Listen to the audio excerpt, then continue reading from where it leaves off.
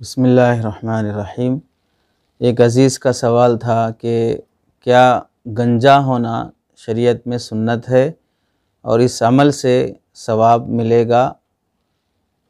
تو اس سلسلے میں پہلی بات تو یہ ہے کہ اللہ کے نبی علیہ السلام سے حج اور عمرے کے علاوہ بقیہ اوقات میں بال رکھنا ثابت ہے، اور اللہ کے نبی علیہ السلام بال 3 طرح کے رکھتے تھے: لمہ، جمہ، وفرا، یعنی آدھے کان تک، کانوں سے نیچے تک اور کندھوں تک۔ یہ 3 طرح کے بال اللہ کے نبی سے صلی اللہ علیہ وسلم سے رکھنا ثابت ہے۔ آپ بال رکھتے تھے تو بالوں کا حق بھی ادا کرتے تھے، تیل لگاتے تھے، کنگھی کرتے تھے، اس کی صفائی کا اور اسے ترتیب سے رکھنے کا بہت اہتمام بھی فرماتے تھے، چونکہ بال رکھیں تو بالوں کا حق ادا کرنے کا حکم بھی آپ علیہ السلام نے فرمایا ہے۔ اللہ کے نبی علیہ السلام کے علاوہ تمام صحابہ سے حج اور عمرے کے علاوہ بال رکھنا ہی ثابت ہے۔ البتہ حضرت علی رضی اللہ تعالیٰ عنہ سے حج عمرے کے علاوہ بھی پورے بال نکالنا، حلق کرنا ثابت ہے۔ حضرت علی رضی اللہ تعالیٰ عنہ نے فرمایا، جب سے میں نے یہ حدیث سنی کہ اللہ کے نبی علیہ السلام نے فرمایا کہ جسم کے ہر بال کے نیچے نجاست ہوتی ہے، جنابت ہوتی ہے، تو میں نے بالوں سے دشمنی مول لی، یعنی اب بالوں کو جڑ سے ختم کرنا شروع کر دیا۔ اس لیے حضرت علی رضی اللہ تعالیٰ عنہ عموماً حلق کی حالت میں رہتے تھے، یعنی سر کے پورے بال بالکل صاف کیے ہوئے رہتے تھے، اور یہ حضرت علی رضی اللہ تعالیٰ عنہ کا عمل اللہ کے نبی علیہ السلام نے دیکھا، منع نہیں فرمایا۔ اللہ کے نبی علیہ السلام کی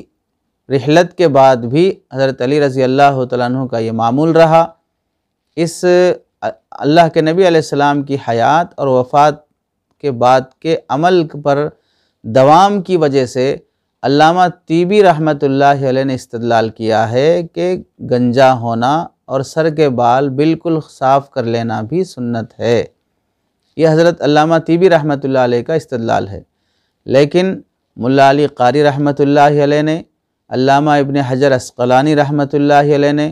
خلیل احمد سہارنپوری رحمۃ اللہ علیہ نے اپنی کتاب بذل المجہود جلد نمبر 2 صفحہ نمبر 250 پر پوری تفصیل سے لکھا ہے کہ آپ علیہ السلام کا عمل جب حج عمرے کے علاوہ بال رکھنے کا ہے تو نہ رکھنے کا عمل سنت کیسے ہو سکتا ہے؟ جب رکھنا سنت ہے تو صاف کر دینا یہ عمل تو خلاف سنت ہوگا، تو اس کو سنت کیسے کہا جائے گا؟ لیکن جب صحابی رسول سے یہ عمل ثابت ہے تو پھر اس کو سنت نہیں کہا جائے گا بلکہ رخصت کہا جائے گا، کہ اللہ کے نبی علیہ السلام کی طرف سے اس بات کی بھی اجازت ہے کہ اگر کوئی شخص سر پہ بال نہ رکھے اور وہ بالکل صاف کر لے تو اس کی اجازت ہے۔ اجازت والے عمل کو سنت نہیں کہا جا سکتا۔ اگر یہ سنت ہوتا تو اللہ کے نبی علیہ السلام اس عمل کو ثابت کرنے کے لیے، اس کی سنیت کو بتانے کے لیے زندگی میں کبھی نہ کبھی حج عمرے کے علاوہ اپنے سر کے بال حلق کر کے دکھاتے، تاکہ امت کو اس کا سنت ہونا معلوم ہو سکے، لیکن کبھی اللہ کے نبی علیہ السلام نے سنیت کے اظہار کی نیت سے بھی سر کے بال بالکل حلق نہیں کروائے۔ اور اللہ کے نبی علیہ السلام کے علاوہ دوسرے صحابہ اور خلفائے راشدین میں تینوں خلفاء کا بھی عمل سر پہ بال رکھنے کا ہی رہا ہے۔ رہا حضرت علی رضی اللہ تعالیٰ عنہ کا عمل، جبکہ آپ بھی صحابی رسول ہیں اور اجل صحابہ میں سے ہیں، خلفائے راشدین میں سے ہیں، آپ کا یہ عمل سنن ہدا میں سے نہیں تھا بلکہ سنن عادیہ میں سے تھا۔ یعنی حضرت علی رضی اللہ تعالیٰ عنہ کا سر پہ بال نہ رکھنا اس وجہ سے نہیں تھا کہ آپ سنت سمجھ کے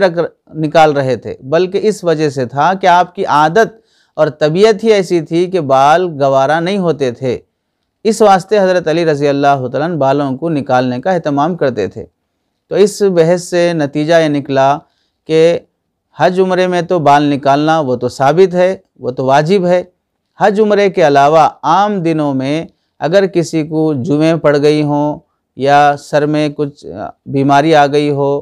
وفا زیادہ ہو گیا ہو، کوئی عذر ہو جس کی وجہ سے سر کے پورے بال نکالنے اور حلق کرانا پڑتا ہو، اس کی بالکل اجازت ہے، گنجائش ہے، کوئی منع نہیں ہے۔ البتہ سنت سمجھ کر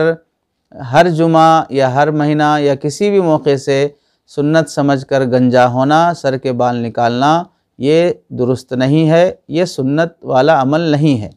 اللہ کے نبی علیہ السلام سے اس طرح کی بات ثابت نہیں ہے۔ خلاصہ یہ ہوا کہ حج عمرے کے علاوہ بلا عذر کے گنجا ہونا سنت نہیں ہے، اس پر گنجے کو کوئی ثواب نہیں ملے گا، سنت پر عمل کرنے کی کوئی فضیلت نہیں ملے گی۔